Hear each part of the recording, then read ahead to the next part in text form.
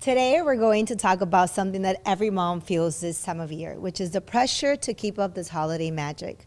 From traditions to gifts to making everything feel extra special, it can be a lot. And joining us today is Paige Connell, known on Instagram as She is a Page Turner, who brings such a real and refreshing perspective on simplifying the season without losing the joy. We'll talk about expectations, burnout, and how to rediscover the magic in a way that actually feels good for us and our families. We read the books, we bought the things. We thought we were ready. And then life took our plans and changed them. I'm Karen, I'm Victoria's mommy, and I work in tech. And I'm Pamela. I have a baby boy named Ford, and I'm a journalist. And although we're both first-time working moms, we're actually pretty different. And that's totally okay. Because we both agree that our most important work is raising our kids. We really need each other and can only get through this together. Welcome to Motherish Moments. Hey. Hi, welcome to Motherish, Paige. Thank you for joining us, especially in this very needed time of the year, which is when we're trying to keep up the magic, but also not lose it on ourselves and our children. And I think it could be a very tough balance to find, right? Because we don't realize how much of a mental load we carry, I think, until it gets magnified, especially during the holidays. Yep. Do you want to jump into our Motherish Moments first? Yeah, so before we introduce Paige, why don't we share our Motherish Moment of the week? What do you have? I've got a very aligned one. So for those of you who have been listening to Motherish for a very long time, or for those of you who follow me on Instagram, you know that I love to do the whole thing with Victoria every year. Once she starts, we go to the store and she's like, Mommy, I want this, I want that. And I'm like, oh, it's about that time to start taking the pictures of what we want, and I could send it to Santa and then he'll see. And that is my caveat to get out of buying her anything. I mean, obviously, I know I was supposed to be like, no, you're supposed to hold your boundary and da-da-da. But sometimes I'm like, no, I can't. I got to put it on someone else. I'm tired. So, but she knows she's not going to get everything. She's kind of sends a picture. Right. I do it for 2 months. Okay. As soon as it's the end of October, I'm like, Foto para Santa. She's like, okay. So what's it called? Nothing this year. It doesn't happen as often anymore, but we were out, we were at Target, and now it's all about the outfits, Paige. So, my daughter is 6 years old. And so very sassy. She's into I love this skirt. I love this top. Mom, is this a crop top? And I'm like, and so she's like, Mommy, can you buy me this? Can you buy me that? Whatever. And I'm like, okay, you know what? Let's just take pictures for Santa. And then, he'll see. And she looked at me and she kind of stared for a minute. And I was like, oh no, we might be nearing the end of my BS strategy. But nothing, it still works. She's like, but make sure you send it to him. Okay. Do you have his number? And I was like, yeah, I do. She goes, okay. So whatever, my strategy, I think, is still solid for 2025. We'll see in 2026 what happens, but at least 2025, we still got the pictures for Santa going strong. I love that. Do you want to share your Mother's Moment, Paige? Sure. Yeah, it's so funny. We do that too, except for I do it all year long. It's for Santa or birthday. Let's take a picture for your birthday, or whatever. So and you have 4. What are the ages? You have 4, right? Yeah, my oldest is 8, 7, 5, and 3. And so much fun. I have a lot of photos of toys on my phone. But yeah, actually mine is somewhat similar. So I actually thought my oldest, he's 8.5, and I thought this would be the last year. Maybe. I was like, if we're lucky, we'll get through this season with him believing in the holiday magic. And he came home last week and said something about some friends on the bus who don't believe in Santa. And he's like, I don't know if he's real.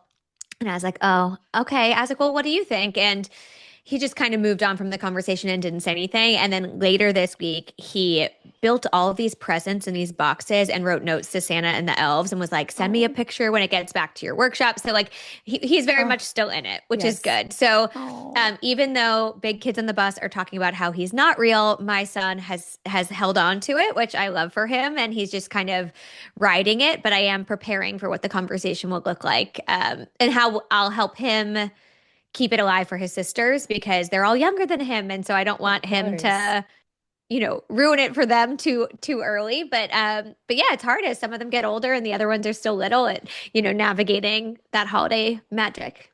Yeah, he's real, guys. If you listen to us in the car with your little one, He is real. We're Very, just, yeah. very. Oh, so I'll stay on theme. And my mother's moment, actually, we did Santa's letter. We were doing a photo shoot we had to do. Now we had to do, they asked us to do a photo shoot, Christmas theme. So the photographer's like, hey, why don't we do his letter and we'll capture you and him writing the letter. I'm like, oh, perfect. That's great. So for it, like we get like a construction paper and we start like lining up the numbers. And two funny things. So one is he asked to go from 5 items to 10 this year. So I was like, okay, he's a boy. He's very simple. It's like one Hot Wheel, one Lego, one whatever. So, we were getting down the items, and funny thing, he went to one of my friend's house, who's like one of my coworkers. He's like an older, um, single guy. So he had like this squishy thing, and we get to item number 4. He's like, I want the green pig that farts from my, boathouse house. And I was like, what? She's like, yeah, it's like a squishy green, like very specific, right? Squishy green, like not for toy stress. that farts. Yeah, it's Aren't like a those stress things thing for and you stress squeeze it and it relief? fart. I'm like, that's gross. But like, okay. He goes, and then I want a Squid Game scary doll. I'm like, Oh gosh. what did you see this? Like, what? He's like, yeah, it was in his living room and he told me it was a Squid Game scary doll. And I was like, okay. So I'm like, I added on. And then I'm like, okay, well, these are like little small items. I'm like, I think I'm getting away with it. And then he was like, I told you this. Oh, he was like, oh, okay, I have an idea. Because he knows he can't ask Santa for money. He's like, how about a ticket to get into the Disney cruise? I'm like, okay, we'll see what we could do. And then that night, I really kind of wanted to get stuff off, like help Santa get stuff off the list. So I'm like, hey, I need you to tell me specifically which Lego car it is that you want. He's like, why? He's gonna know. I'm like, no, no, no. I need to write the number, like the specific number. So I open up the app and I show him all the options. But it's funny how like they start like challenging you into like They're keeping sus. all the magic. I'm like, okay, how about this Lego, whatever that you want? It was like a prison fort. He's like, he's gonna know, mom. He's gonna know because I've wanted it for so long. Like, Oh, Santa's gonna know what I want in my heart. I was like, can you just Oh show me the no. number? do you guys remember your letters to Santa? No.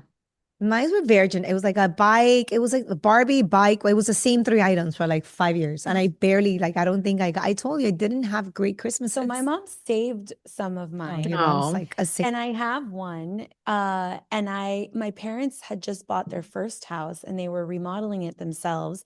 And so my list goes from wanting the Dear Diary, the little like thingy, that whatever, Dear Diary. There was a Polly Pocket thing that I wanted. And then I wanted tile for our kitchen and a refrigerator for our kitchen. Like I literally added, I was like, things are rough here, Santa. We need the basics here. But I have a sister who's 10 years younger. And I remember kind of like curating the list for her and my mom to make it easier. I'm like, you really want this stuff. A lot of the stuff Santa had already purchased and had them in the house. So it was so much easier. And I kind of do the same thing with Ford, but like it's cute, it's fun. And again, I don't want the magic to fade. So I really and I think, and correct me if I'm wrong, Paige, but do you feel like moms either one, they want to duplicate the magic they lived, or number two, they want to create the magic they did not have? Right. So I think Karen is on the side of like her mom was very thoughtful and I created this My magic. parents both are super And into magic stuff. I really didn't have like a great Christmas when I was younger because my mom was in the States. I was still in Peru. There was like a big lack of magic presence Mm. She's like in my too heavy household. dose of So I reality. feel like I overcompensate for that, right? Like I feel like I'm trying to make up for that because it fills me with joy and because I love doing it for my son. And I loved doing it for my sister when she was younger. And now it's like I feel like I go over the top because of that, right? Because I didn't have Yeah. that growing up.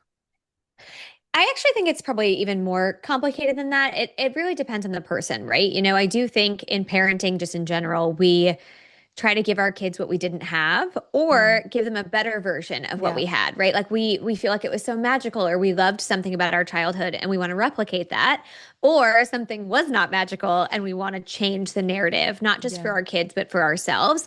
But I think there's an added layer, which is we're living in a time where there's a lot more pressure and judgment on parents in general on what it Yes. looks like to provide a good childhood. And with social media and Pinterest and all of the things, we see so much more of what other people are doing, right? We see what their traditions look Yes. like. We know what their Christmas tree looks like. And so now instead of only, knowing what your aunts and uncles' houses look like, you know what every person you've ever known houses look like and what their kids got and how they celebrate. And so I do think that complicates it a bit where yes, we're probably trying to do better than what we had or replicate what we had, but then you have this added layer of like, oh, well, she does that and that's really cute and her kids like that. So I should try that too, right? And it kind of adds this extra layer that maybe didn't exist in the 90s when I was growing up because our parents didn't have access to it. Yeah. You touch on a topic that spoke to me so loudly, which is we're obviously very grateful, but it's also adding to the magic of the load when other relatives are asking you for guidance. Like, oh, what is 401? Do you have a list? I got that text this morning. Immediately had an Does he have a Christmas list? I'm like, no, because I haven't had, 10 minutes of free time to actually put a list together. So can we dive a little bit into what that looks like and how do we manage that, right? How do we come across being grateful but also like being transparent and being like, listen, like I'm dying here. Like I need some help. Like I don't have time to handle more than, what I'm And the already elf. taking care of. Yeah. Yeah, I actually got a message from a woman this morning who said, I'm getting all these text messages asking for lists for my kids. And then I give away all these good ideas to everyone else. So then I have to come up with a new list of what I'm going to give my kid. And then, my husband asks me, what do you want for Christmas? Can you send me a link? And she's like, it's like I make the holidays magical for everyone else. And right, they get the credit for this really thoughtful, amazing gift, even though I did all of the work. And then nobody's even doing that work for me, right? Nobody's thinking like, what would Paige really, really like? And I'm going to look online and come up with fun ideas. They say, no, Paige, give me a link, right? So Right. it's really tricky because I think in a lot of scenarios, moms are seen as the default expert on their kids. Mom knows what size shoes they wear, what clothing they like, what toys they're playing with, what they don't play with anymore, right? Like my son loves Legos and he has for years, and people keep asking, does he still like Legos? Yes, he does. Like, yes, he does. I'm And then deep in the Lego season right now. Like we just got a we just turned my TV room actual coffee table, got rid of it, and I actually got a huge Lego table as my coffee table. Amazing. Like You kind of it's have happening. to. Yeah. Yeah, And best of luck. We have so many, they get expensive too. Yeah. Like he's like, I want the know. Home Alone Lego set. And I'm like, dude, that's $400. Yeah. Like, so Yeah. do I. Thank you. But Yeah, then that's does this happen to crazy. you where he's like, Yeah. okay, you do bag one and I do bag two, and I'm like, no. I can't build a Lego for the life of me. I'm not good at them. So I just told my son, I said, don't count on me, my friend. I can't. Don't count on me. That was never my strong suit. But I think to your question though, I mean, because moms are seen as the default, they get all of the questions, even from, their husband's mom or husband's family. And it really continues to perpetuate this cycle where women are the default caregivers for their kids and take on all of this work. And it's exhausting because you're doing that plus all of the other holiday stuff, right? Like hosting for the holidays, cooking for the holidays, holiday pictures, holiday cards, taking your kids to the Nutcracker, whatever it is. There's so much going on. And then there's this huge demand on your time to be the go-to for everyone who's trying to celebrate your kids. And of course, you're thankful, but at the same time, you're sitting there thinking, okay, I really wish somebody else could take on this work because I'm already tapped out. But do you think moms also have a really hard time letting go? Like I was like, for example, like designing my Christmas card, right? Like I'm doing that. I'm doing that today. Like that's my to-do list and my thing. Like I'm going to design my Christmas list. I'm gonna get it together. I'm gonna get it like order all that. But like I'm like, should I delegate this to someone? But then I'm like, we are also such a micromanagers, right? Of our, especially when it comes to holiday. Like no one does it as magical as we do. So how do we find the balance page between delegating and taking a little bit off the load and just kind of accepting that maybe it's not going to be as great or as magical, as special as you do it, but it's okay. Can we also just like not do some things? Like I used to do all the things and now I'm like, I'm not going to do that anymore. Well, I told you Like, last I year when don't- they're like, meaning when like, Thanksgiving came around, I'm like, oh, my sister, my mom are like, well, what are we doing? I'm like, I don't know. You tell me. What are we doing? Because I'm going to go wherever someone's going to invite Ford and I. I decided I'm just going to, what is it? I'm eloping. Like, I'm literally going to grab my kid and go anywhere and like, I'm out. Bye. Like, Yeah. I actually have a lot of thoughts on this, which is that I think we get this label of wanting to be in control or nagging or micromanaging or, whatever. Oftentimes, like we have this narrative that oh, if we hand it to someone else, it's never good enough. Or men will say that about women. Like nothing I do is ever good enough for her. Right. So like we just let her do it. And I think we kind of take that on as women. We're like, yeah, that's true, right? Like my standards are really high. You're never going to meet them. I might as well just do it myself. But when I make our holiday cards, which I did 2 nights ago, I sat on the couch and I designed a bunch of them. And then I scrolled through them with my husband and I said, well, which one do you like? And do you like this one? Do you like this one? And we did it together. And I very much think that we can do that with our partners and say, like, hey, you're going to take it on. But before you hit send, let's just like look at it. Let's agree that we like it and then do it. Or if you don't feel like your partner is going to be able to meet the standards that you are both, agreeing upon, then you can shift the work in a different way. So I've always designed our holiday cards, but my husband is in charge of stuffing them and putting stamps on them and making sure they get mailed out, right? So I do the thing that requires the like nice little festive touch. Yeah. And then he's doing the work of stuffing them, labeling them if they need to be labeled, and just sending them out in the mail. So we're sharing the work there, but I do think it's, we have to have some capacity to say, the reason we're good at this and the reason we have such high standards is because, you mentioned this. We've often been doing this since we were very, very young. I think about Thanksgiving, for example. Like I was snapping peas in the kitchen at 7, right? 6 or 7 years old with my grandmother. And so I've been doing this work since I was a little kid. Of course, I'm better at it. Of course, I have higher standards. Of course, I practiced it more. And we have to have some tolerance and capacity for our partners to get there, right? Like to come up to our level, to share that work with us. And what I always encourage couples to do is like start with the small stuff, right? Like he can stuff the envelopes and mail like that. Like he's good. He wraps a lot of the gifts. Are they like the most beautiful wrapping? Like, no, but the kids rip them open in seconds. It doesn't matter, right? So I think you have to think through like, do I actually want help here? And do I want to alleviate some of this workload? And if the answer to that is yes, then we have to have some wiggle room for what this looks like. But we also should hold men to higher standards, right? Like they can't just slap a bow on something. They just can't throw it in a bag. Like we have to, alongside them, say, hey, this is the standard that I'm held to, and I'm holding you to it as well.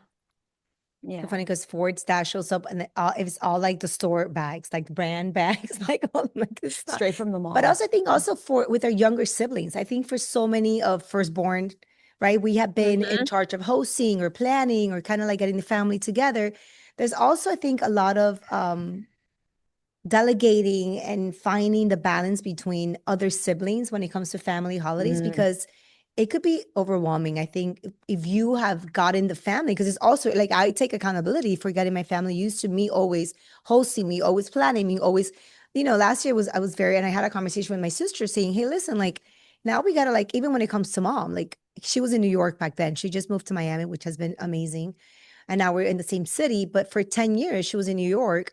And for 10 years, she was just assumed that I would take care of mom, like Mother's Day, Thanksgiving, Christmas. And so I had a conversation with her and I was like, listen, like, let's start deciding where's mom going to be for this holiday. Where, are you going to fly her over to New York? Are you going to host? Do we fly? Will all of us go to New York?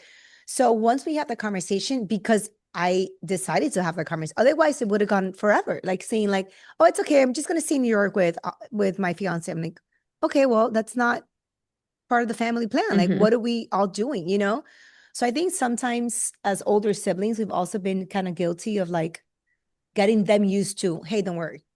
They just show up. My sister would just show up to Thanksgiving or Christmas. Like, what are we doing for the 24th? What are we doing for, I'm like. It's been different in the last few years. So we both have one sibling that is significantly younger than us. So we both have that like dynamic, which is where I think it's probably also like more pronounced because being, 12 years older, 10 years older, then there's that massive gap that is like, you're in this weird, I'm your sibling, but also mom vibes type of thing. But with my brother, ever since he got into like a, serious relationship and then now married, like they're adulting. They're adulting. They're dinks, right? So like double income, no kids. And so they're doing all the things. And it's been cool because in the last few years, they've been like, no, we would like to host or whatever. We want to, whatever. And actually created like a different type of dynamic kind of sometimes because I'm like, wait a minute. I do this. Like now you're taking this away and whatever. But in the sense, it's also, I've had to do kind of like what you're saying with partners. I had to like have that same mentality with them and be like, you know what? No, they have the right. And I should just Like I have to be like, okay, yes, it's not going to be exactly like what I would do, but it's what you're doing with so much love. So like, let's go with it, you know? Hmm. Last year, like they wanted to host Thanksgiving and I was no, or 2 years ago, 2 years ago, they wanted to host Thanksgiving and I was all up in my feels about it because like Thanksgiving has always been like my thing. I love making the turkey, like it's a whole thing. And I was like, all right. And my mom was like, Karen, you have to let it go. And I'm like, I don't want to. It's hard to know, especially if you're used to doing it. Paige, why don't you tell us a little bit about your journey? How did you get into the space, and when did you decided that it was like, I need to create a safe space for other moms to also like vent about this huge mental load that we carry? Yeah, it was an accident. Uh, I was postpartum with my fourth. I think I was like 6 months postpartum with my fourth Mhm. child. And I was working full time at a company that used TikTok and Instagram and all these platforms to grow our business. We were an apparel company. And we were trying to figure out the TikTok algorithm in particular. And so I decided to start posting just on my own to try and figure it out. And I was like, what can I talk about? What can I talk about all the time because I want to be consistent. And Mhm. so I decided I would talk about being a working mom and just what that was like. And eventually that conversation led to things like the mental load of motherhood and talking about my experience of it. And now I don't really talk that much about my own lived experience, but I do talk about the dynamics that exist, Mhm. mostly because my husband and I have worked really hard to navigate this. But, I have found that one of the hardest parts I think about this conversation is that in motherhood in particular, we're often told that we should be grateful, be happy. Like motherhood's Yes, this amazing yes. thing, and it is. It absolutely is. But at the end of the day, the mental load and the laundry and the cooking, that's all just work. And that really has nothing to do with being a good mother. You, of Mm. course, have to feed your children and clothe your children, but a lot of men are considered very good dads because they're fun and playful and they wrestle with the kids and they're at the baseball game. But if they don't cook dinner, nobody bats an eye as to whether or not he's a good dad. But if Yeah, we don't cook dinner, if we don't fold the laundry, if we don't yeah, kind of do all of that all the time, then people don't consider you, yeah, a good mom. And so it's this really complicated thing, and women are afraid to speak up because they don't want to seem ungrateful. yeah. They don't want to seem like they don't enjoy motherhood, or like something's wrong in their marriage. There's a lot of shame around this Mhm. conversation because Mhm. so much of it does come back to that. And so, for me, saying these things out loud, what I've found is that when I talk about them, it kind of gives other women permission to also talk about Yeah. it, to say it to their friend or to talk to their therapist or to finally have a conversation with their husband. um, it gives them permission to realize that it's not just them either. Like they're not Mhm. alone in feeling frustrated or resentful or burnt out at the Yeah. holidays. Like they're not sitting there being like, why is everybody else having a good time and I'm not? Mm. They know it's because of that to-do list in their brain that they are carrying around that no one else is. And so, it really happened by accident that I ended up in this position. Now it's been 3 years. My daughter's three and a Mm. half now. So she's like a full blown kid, Mhm. from when I first started posting. But, all of this is still happening to most women as they enter motherhood. It's a really stark contrast to what their life looked like before kids. Yeah. When did you feel the big shift between going from, because they always talk about like going from one to two, two to three, three to four. Like, Mm. did any of them really She goes, feel like, wow, like I have a Mm. handful now, you know? Yeah. So I had a unique journey to motherhood. So I actually was a foster parent with my husband to our two oldest kids. So they moved in with us when they were 1 and 2. So we were really thrown into parenting Right. with two toddlers and had no idea what we were doing, obviously, and learned very quickly. And within, I think, 6 or 7 months, I was pregnant with our first biological. So we went from no kids to 3 kids in a Wow. year. And wow. you would think actually that was the hardest transition, and it wasn't, weirdly. And I think it was because it was also COVID. So we were like Yeah. locked down, like the world was just Yeah. hard, Mm-hmm. life was hard. And I didn't even really have time to like understand what a Right. big change had happened. But the fourth kid was the tipping point for sure for us. And I don't think it was anything other than the fact that life had kind of gone back to normal by the time she was born, which Mm. meant like soccer practice and Yes. and Yes. work and travel and Like interacting all with the people. Yeah. I know yeah, exactly. yeah, all those higher demands of parenting Yeah. had come back right at the same time we added another child. And so it just felt like a lot of stuff happening. But I do tell people, I mean, I think yeah, more kids is more kids. It is. It's just logistically, tomorrow night we have three separate dance classes and basketball. Like that's logistically, that's a lot of things. Yeah. And so the more kids you have, the more stuff there is to manage. But I also think it's just about kind of what your life looks like. Does your partner travel? Do you travel? What's your work Yeah. schedule? But for us, it was the fourth. I love so on your page, if you don't follow her, you look her up. She is a page turner, is a page. And I love it because you have created this safe space where people feel comfortable kind of venting and sharing with you, right? So like you said, I started with my own journey and now I'm kind of just like supporting other women feel like it's okay to talk about certain things. During this time of year, Paige, what are some of the other things that are really like, Hot topics. hot topics and also like just like really feeling really heavy on moms?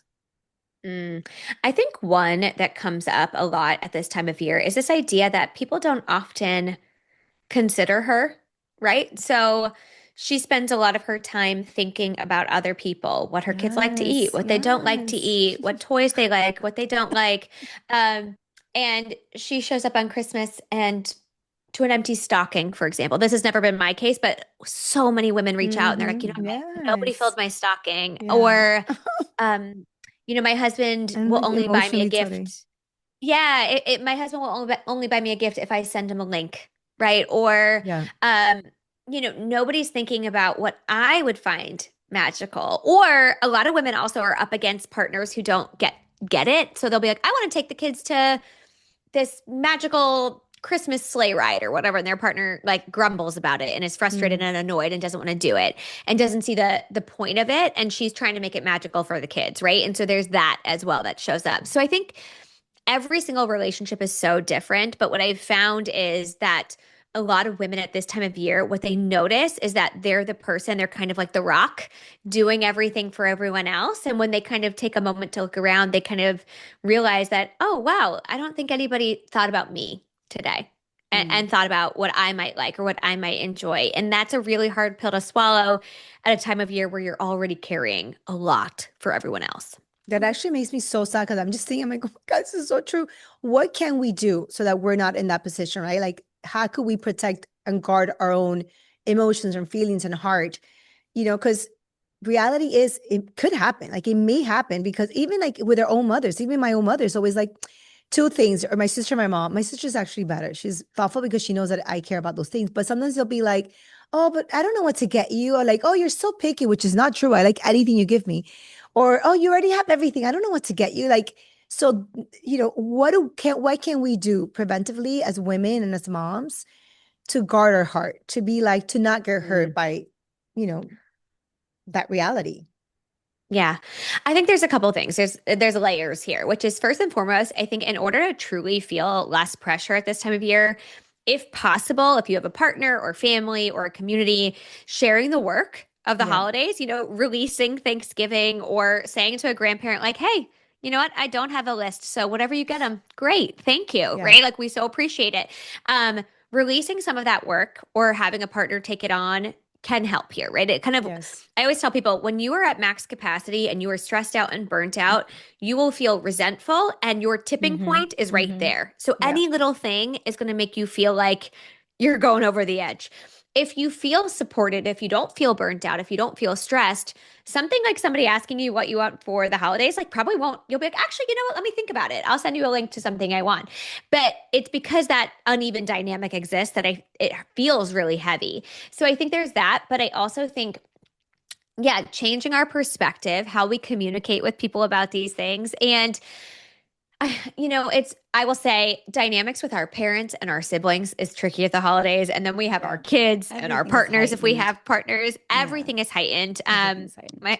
My husband joked the other day, he's like, it's not Christmas if people aren't crying. And I said, yep. I know. And then the music too. I feel like every song lately has been like, I don't know. Pam, I think you're just emotional. I know. right I'm just now. emotional today. It's perimenopause.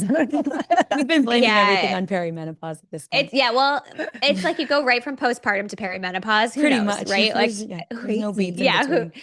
who knows? But yeah, it's a heightened time of year. So I think having honest conversations with the people in your life about what you need to feel supported is helpful because typically I think if you came to your sister or your mom or your husband and you said like, "Hey, I'm burnt out and I'm like not having a good time," and you're in a relationship or have family that cares about you and wants you to be happy, typically Yeah. they're receptive to those conversations. Yeah. And so Yeah.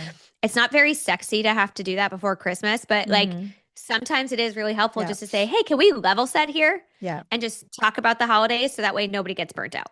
You know what I love doing? I mean, I hear you both, and I think I'm in a different, like, I relate because I've been there in different moments of my life, and like now not so much, because I really kind of pulled back from everything. But what I do love the most is focusing on like the very, very, very simple things. So like Mm. now that I'm like, we're pretty much at the starting point of the holiday season, and there's like two things that I really want to do besides dealing with the elf. But the elf, I've turned a corner with that. Yeah, you love. There's a long-standing history page of like me with the elf. Like I rejected it for years, and like Okay. for the last 2 And then years, she went 100%. right. Like I went from 0 to 100, and that's fine and whatever. And now I live there. And because, but it's because I know it has a limited. I have one daughter, like one child, and so I know Yeah. that the window is short. And so I'm like, okay, let me just get it in there for another however long I can. But let's table the elf for a moment.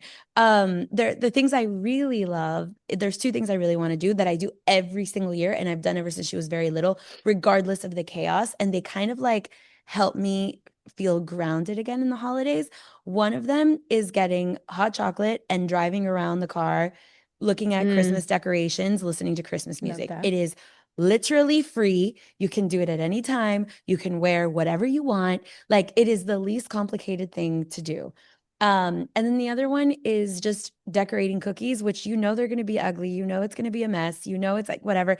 I don't care if you make the dough or you buy the dough. Like it's just a moment where you can connect. And I think that is the one thing that helps everybody kind of like keep it together in the holidays, is like moments of connection with the people that are most important, right? Whether Yeah. it's like a moment of connection with you and Ford or you and your mom, just finding those to kind of be the tent poles to get us through the season.